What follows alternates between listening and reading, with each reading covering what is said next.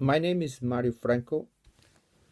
During an emergency situation like COVID-19 or any other situation, and sometimes it happens, the students cannot attend the classes in the school, then any government, any authority need to create a continuity plan.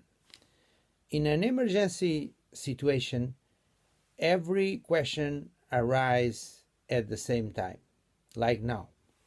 Then a continuity plan is a very important step to be prepared and to answer to the challenges.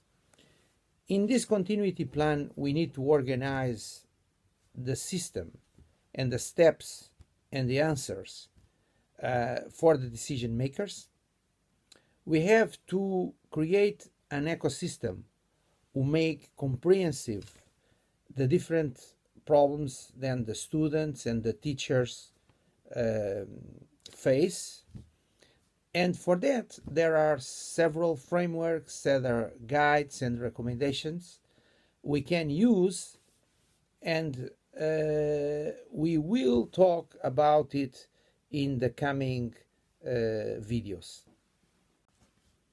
There are one important question which should be taken into consideration when we prepare a continuity plan to keep students and teachers in the learning process. One is the short term. It's necessary to take steps to answer to the most emergency situations, but at the same time it's very important to look at medium term or especially in long term, because the investments we will make, they will remain for a long time.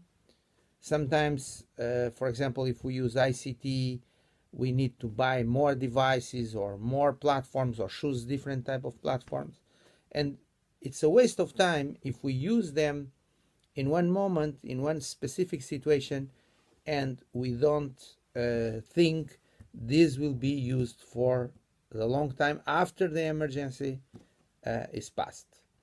Of course, the best situation is to prepare for different situations which can arise before, and then we can be prepared for the different situations.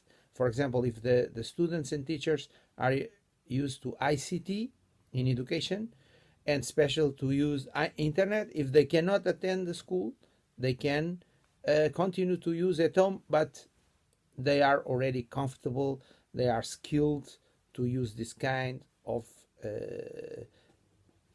technologies, this kind of systems.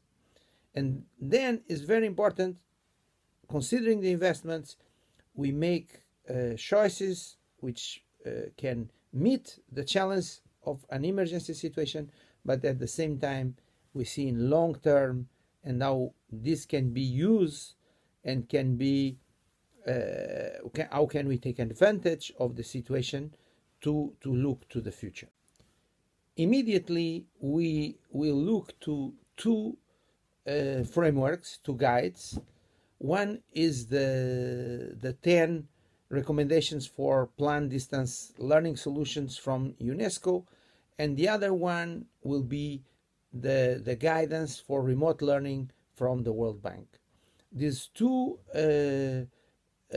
guides, these two recommendations, these two frames can be very useful. In some aspects they are similar, in some other aspects they have differences, and they have differences of detail, not so much differences of approach.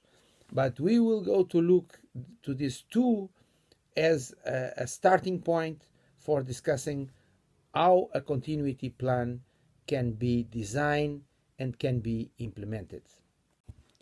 This webcast is part of the Sustainable at EDU Policy Framework Accelerator Workshop. And this webcast, or this group of webcasts related to distance learning and education, can be used as a single model, or you can choose to go to all the workshop, and because some of the other webcasts in other sections will be related to the implementation or have subjects related to this webcast. Then this webcast is not alone, but you can go and see more and more information in the other parts of this workshop. The workshop itself is part of the Sustainable EDU Policy Framework Architecture, which is a framework of frameworks to train and planning and implement ICT education projects in a sustainable way. Then please feel free to go to the website and to look at the different parts, different sections where I deliver a lot of videos and also documents and links to implement this kind of projects. Thank you.